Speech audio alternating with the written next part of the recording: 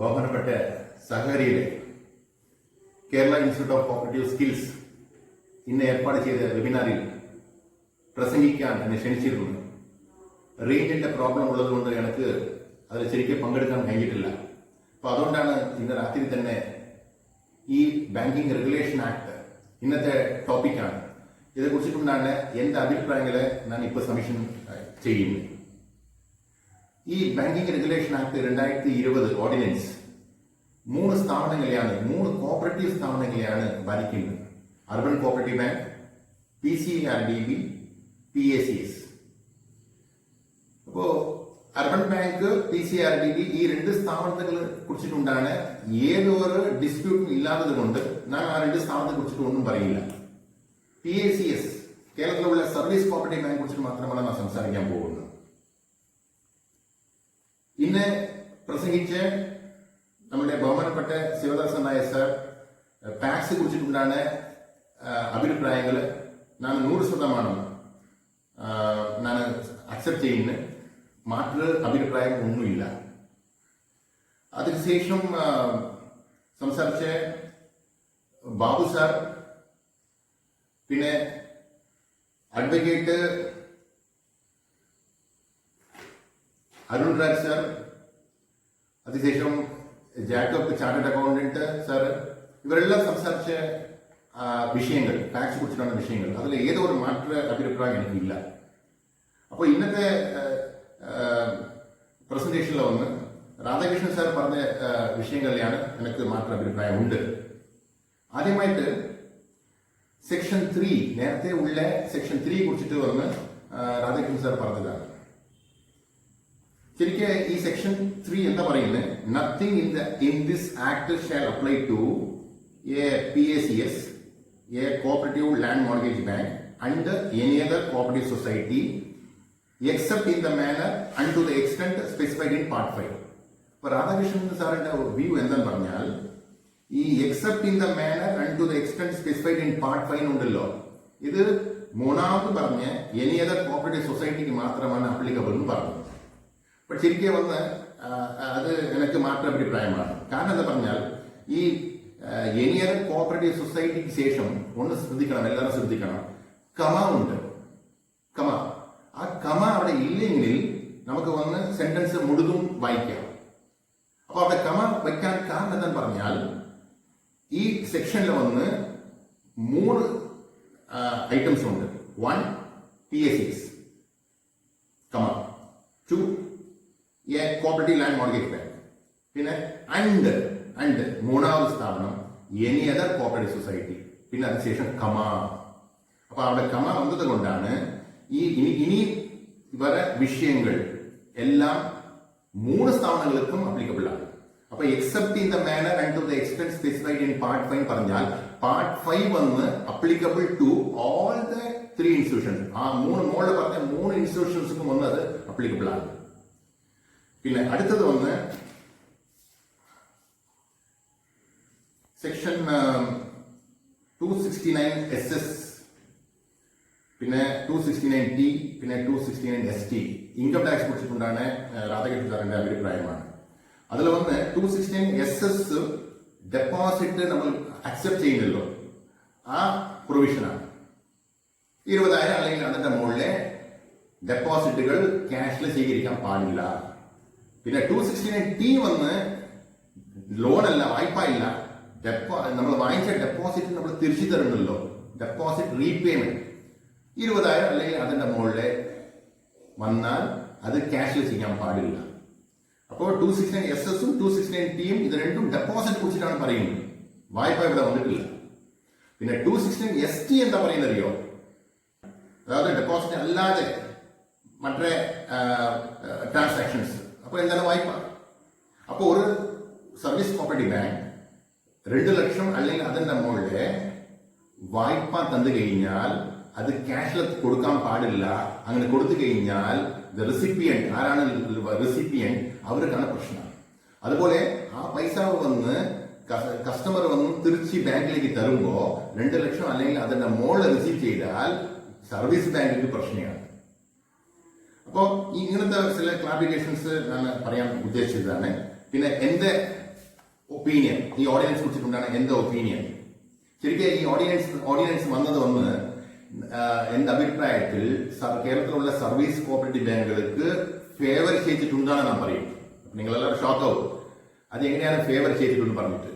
അപ്പോ ചെറിയ കമ്പാരിസൺ ഇവിടെ ആവശ്യമാണ്. അതായത് എക്സിസ്റ്റിംഗ് BR ആക്ടിലെ നമുക്ക് എന്താ പ്രൊവിഷൻ ഉണ്ട്, പുതിയ ഓർഡിനൻസിൽ എന്താ പ്രൊവിഷൻ ഉണ്ട്, നമ്മൾ ഒന്ന് കമ്പാരിസൺ ചെയ്യാം. എക്സിസ്റ്റിംഗ് BR ആക്ടിലെ വന്ന് എന്താ പറയുന്നത്, nothing of the provision contain in BR act is applicable to tax എന്ന് പറയുന്നത്, but except what is said in part 5. അപ്പൊ പാർട്ട് 5 എന്തെന്താ പറയുന്നത് പറഞ്ഞാൽ, പാർട്ട് 5 വന്ന് section 7 no cooperative society other than cooperative bank shall use the word bank. അപ്പോ PACSകൾ ബാങ്കിന് പേര് ഉപയോഗിക്കാൻ പാടില്ല. സെക്ഷൻ 7 പാർട്ട് 5 കൊടുത്തിട്ടുണ്ട്. അത് മാത്രമല്ല, section 22 no society shall do banking business without license. License ഇല്ലാതെ ഏതോ ഒരു സ്ഥാപനങ്ങളും ബാങ്കിങ് ബിസിനസ് ചെയ്യാൻ പാടില്ല എന്ന് പറയുന്നത്. ഇത് നിയമത്തിലെ എക്സിസ്റ്റിംഗ് നിയമത്തിലെയാണ്. അപ്പോൾ പാർട്ട് 5 PACSകൾക്ക് അപ്ലിക്കബിൾ പറഞ്ഞാൽ ഈ സെക്ഷൻ 7ഉം PACS അപ്ലിക്കബിൾ ആണ്, സെക്ഷൻ 22ഉം PACSകൾക്ക് അപ്ലിക്കബിൾ ആണ്. അപ്പോ ബുദ്ധിമുട്ടാണ്. പുതിയ ഓർഡിനൻസ് എന്താ പറയുന്നത്, PACSകൾ ബാങ്കിന് പേര് ഉപയോഗിച്ചിട്ടില്ലെങ്കിൽ അവർക്ക് ബാങ്കിങ് റെഗുലേഷൻ ആക്ടിലുള്ള ഏതോ ഒരു പ്രൊവിഷനും അപ്ലിക്കബിൾ അല്ല. അഡ്വക്കേറ്റ് അരുൺ രാജ് സാർ പറഞ്ഞ ഓരോ വിഷയങ്ങളും വളരെ ക്ലിയർ ആണ്. ഇപ്പോ ബാങ്കുകൾ PACSകൾ ബാങ്കിന് പേര് ഉപയോഗിച്ച് കഴിഞ്ഞാൽ അവർക്ക് ഈ ബാങ്കിങ് റെഗുലേഷൻ ആക്ടിന്റെ എല്ലാ കാര്യങ്ങളും അവർക്ക് അപ്ലിക്കബിൾ ആണ്. ബാങ്കിന് പേര് ഉപയോഗിച്ചിട്ടില്ലെങ്കിൽ അവർക്ക് BR ആക്ട് അപ്ലിക്കബിൾ അല്ല. അപ്പോ ഈ സെക്ഷൻ 3 ഇപ്പോ അമെൻഡ്മെന്റ് വന്നല്ലോ, ഇതിൽ വന്ന് സെമിക്കോളൻ കുറിച്ചിട്ടും സൊസൈറ്റീസ് കൊടുത്തിട്ടുള്ള കുറിച്ചിട്ടും പിന്നെ ഓർ ആൻഡ് കുറിച്ചിട്ടും കുറേ സംശയങ്ങളാണ്. ഇതിലും വന്ന് ഞാൻ പറഞ്ഞ പല വിഷയങ്ങൾ വന്ന് ഞാൻ പറയാൻ പോയ പല വിഷയങ്ങൾ വന്ന് അഡ്വക്കേറ്റ് അരുൺ രാജ് സാർ വന്ന് പറഞ്ഞു കഴിഞ്ഞു. അത് ഞാൻ ഒന്ന് റിപ്പീറ്റ് ചെയ്യാം. അതായത് ഈ സെക്ഷൻ പുതിയ അമെൻഡ്മെന്റിൽ വന്ന് നബാർഡ് ആക്ടും കൂടി നമ്മൾ റെഫർ ചെയ്യാൻ ആവശ്യമാണ്. നബാർഡ് ആക്ട് PACS കുറിച്ചിട്ട് എന്താ പറയുന്നത് പറഞ്ഞാൽ, നമുക്ക് section 2N NABARD act, section 2N NABARD act, അതായത് PACS ഡയറക്റ്റായിട്ട് പറഞ്ഞിട്ടില്ല, ഒരു കോമൺ ആയിട്ട് പറഞ്ഞിട്ടുണ്ട്. പ്രൈമറി റൂറൽ ക്രെഡിറ്റ് സൊസൈറ്റി പറഞ്ഞിട്ടുണ്ട്.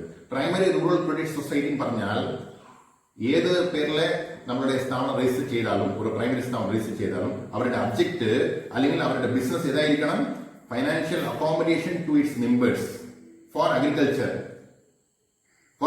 or agriculture operation or for marketing or for rural development. ശരിക്കും ഇത് വന്ന് നമ്മുടെ ബിസിനസ്സുകളെ ശരിക്കും വൈഡർ ആയിട്ടാണ് ശരിക്കും ഇത് കവർ ചെയ്തിട്ടുണ്ട്. അത് മാത്രമല്ല, പ്രൈമറി വാക്ക് ഇവിടെ ഉപയോഗിച്ചിട്ടില്ല, പ്രിൻസിപ്പൽ വാക്ക് ഉപയോഗിച്ചിട്ടില്ല. അതുകൊണ്ട് നബാർഡ് ആക്ടിലുള്ള ഈ പ്രൈമറി റൂറൽ ക്രെഡിറ്റ് സൊസൈറ്റി പറഞ്ഞ ഡെഫിനേഷൻ വന്ന് നമുക്ക് വളരെ കംഫർട്ടബിൾ ആണ്, വളരെ ഒരു പ്രശ്നമില്ല.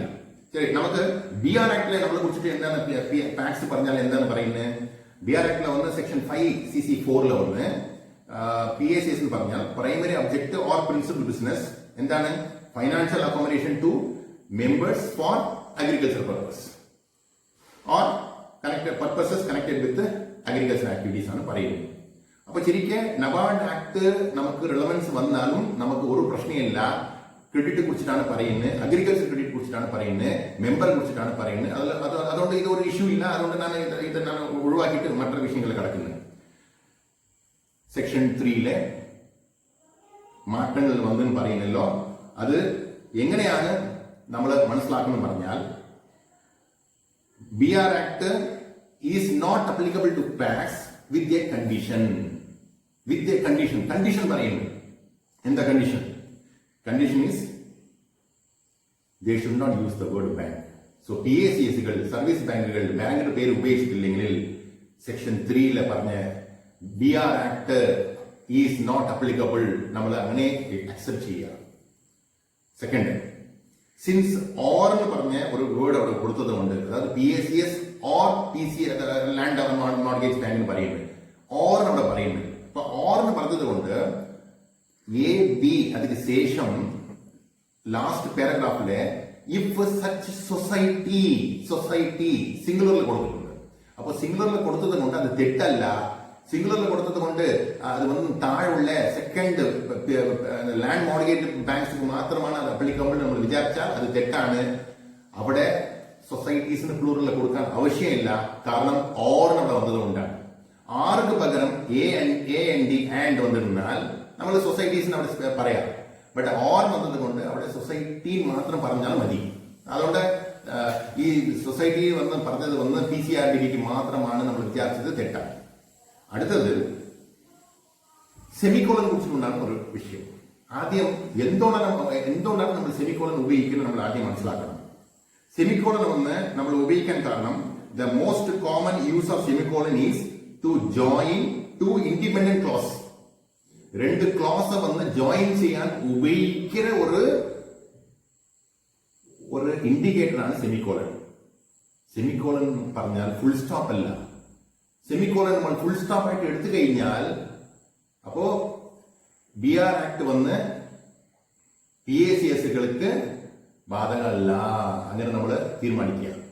ബട്ട് അവിടെ ഫുൾ സ്റ്റോപ്പ് കൊടുത്തിട്ടില്ല, അവിടെ സെമിക്കോളൻ കൊടുത്തിട്ടുണ്ട്. സെമിക്കോളൻ പറഞ്ഞാൽ നമ്മൾ എന്താണ് നേരത്തെ പറഞ്ഞത്, രണ്ട് ക്ലോസ് കമ്പൈൻ ചെയ്യാൻ ഉപയോഗിക്കുന്ന ഒരു ഐറ്റമാണ് ഈ സെമിക്കോളൻ. ദാറ്റ് മീൻസ് സെമിക്കോളൻ ഉള്ളത് കൊണ്ട് അത് മുകളിലെ PACS എന്ന് പറഞ്ഞാൽ വേറെയാണ്, PCRDB പറഞ്ഞാൽ അത് വേറെയാണ്. അതുകൊണ്ട് മൂന്നാമത് സെന്റൻസ്, അതായത് ഇഫ് സച്ച് സൊസൈറ്റി എന്ന് പറഞ്ഞ വിഷയം PCRDBക്ക് മാത്രം നമ്മൾ പറഞ്ഞാൽ അതും എനിക്ക് മാത്രം അഭിപ്രായമാണ്. അടുത്തത്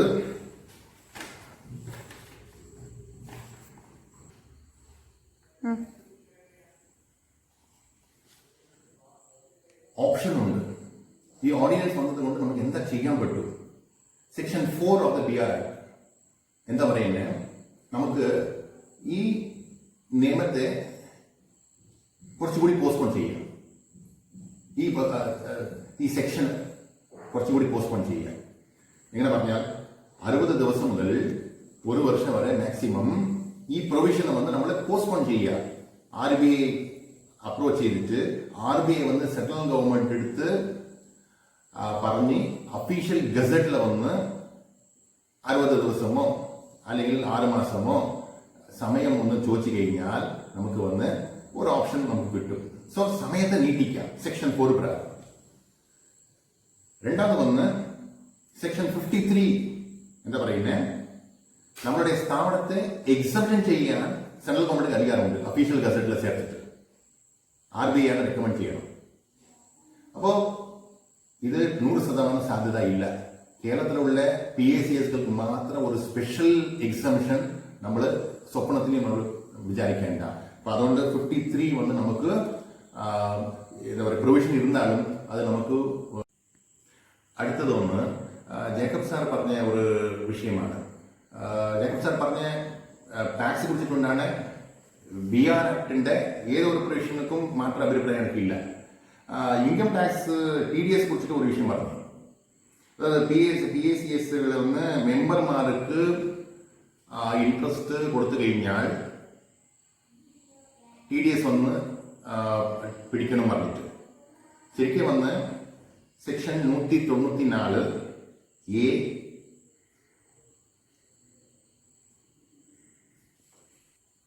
സെക്ഷൻ 194A(3)(7)A ഈ സെക്ഷൻ എന്താ പറയുന്നത്, interest paid or credited by a PACS is exempted from TDS. ഇപ്പൊ സാറ് പറഞ്ഞ സെക്ഷൻ 1 സെക്ഷൻ 194A(3)(5) അതിലെയാണ് മെമ്പർമാർക്ക് നിങ്ങൾ തന്നാൽ എക്സംപ്ഷൻ ഉണ്ട്, നോൺ മെമ്പർമാർക്ക് തന്നാൽ TDS പിടിക്കണം പറയുന്നത്. അത് പ്രൈമറി ക്രെഡിറ്റ് സൊസൈറ്റികളിലാണ്. ഇവിടെ പ്രൈമറി അഗ്രികൾച്ചർ ക്രെഡിറ്റ് സൊസൈറ്റിക്ക് വന്ന് പ്രത്യേകം ഒരു വകുപ്പുണ്ട്. അത് 194A(3)(7)A. ഈ സെക്ഷനിൽ വന്ന് വളരെ ക്ലിയർ ആയിട്ട് പറയുന്നത് interest paid or credited by a PACS exempted. അപ്പൊ അതുകൊണ്ട് TDS വന്ന് സർവീസ് കോപ്പറേറ്റീവ് ബാങ്കുകൾക്ക് നേരത്തെയോ ഇല്ല ഇപ്പോഴും ഇല്ല. ബട്ട് ഈ പുതിയ ഒരു അമെൻമെന്റ്, അതായത് പുതിയ ബഡ്ജറ്റിൽ വന്ന ഒരു വിഷയം വന്നിട്ടുണ്ട്. 50 കോടിയുടെ മുകളിലെ ടേൺ ഓവർ ഉള്ള ഏത് ഒരു കോപ്പറേറ്റീവ് സ്ഥാപനമായിരുന്നാലും അവർക്ക് ഒന്ന് TDS അപ്ലിക്കബിൾ ആണ്. 50 കോടിയുടെ മുകളിൽ ടേൺ ഓവർ ഉള്ള ഏത് ഒരു കോപ്പറേറ്റീവ് സ്ഥാപനമായിരുന്നാലും. അപ്പോൾ ഇപ്പോൾ പ്രശ്നം എന്താ പറഞ്ഞാൽ മെമ്പറോ നോൺ മെമ്പറോ ആരായിരുന്നാലും കുഴപ്പമില്ല. 50 കോടിയുടെ മുകളിൽ നിങ്ങളുടെ സ്ഥാപനത്തിലെ കഴിഞ്ഞ വർഷം, അത് 2019-20 നിങ്ങളുടെ സ്ഥാപനത്തിൽ 50 കോടിയുടെ മുകളിൽ ടേൺ ഓവർ ഇരുന്നാൽ ഈ വർഷം നിങ്ങൾ എന്താ ചെയ്യുക? TDS പിടിക്കാൻ ബാധ്യസ്ഥരാകുന്നു. അപ്പോൾ ടേൺ ഓവർ പറഞ്ഞാൽ എന്താണ്? ടേൺ ഓവർ പറഞ്ഞാൽ ട്രേഡിംഗ് അക്കൗണ്ടിലുള്ള സെയിൽസും പ്രോഫിറ്റ് ആൻഡ് ലോസ് അക്കൗണ്ടിലുള്ള ഇൻട്രസ്റ്റും പിന്നെ മിസ്ലേനിയസ് ഇൻകം, ഇത് മൂന്നും നിങ്ങൾ ആഡ് ചെയ്ത് കഴിഞ്ഞാൽ അതാണ് ടേൺ ഓവർ. ഈ ടേൺ ഓവർ വന്ന് 50 കോടിയുടെ മുകളിൽ ഇരുന്നാൽ മാത്രമാണ് PACSകൾക്ക് വന്ന് ഇൻട്രസ്റ്റ് TDS ബാധ്യത. ജോൺ മാക്സ്വെൽ പറഞ്ഞ ഒരു കോട്ട് ആണ് ഇവിടെ പറയാൻ ഇഷ്ടപ്പെടുന്നത്. You don't overcome challenges by making them smaller, but you make yourself bigger എന്ന് പറയുന്നത്. അതായത് ഏതെങ്കിലും ഒരു പ്രതിസന്ധി വന്നു കഴിഞ്ഞാൽ ആ പ്രതിസന്ധിയോട് നിങ്ങൾ ശണ്ടയിട്ടിട്ട് അത് നിങ്ങൾ ചെറുതാക്കണം നിങ്ങൾ വിചാരിക്കേണ്ട, നിങ്ങളെ സ്ട്രോങ് ആയിട്ട് മാറ്റണമെന്ന് പറയുന്നത്. അതാണ് ഞാൻ നിങ്ങൾ എല്ലാവർക്കും പറയാൻ ഉദ്ദേശിക്കുന്നത്.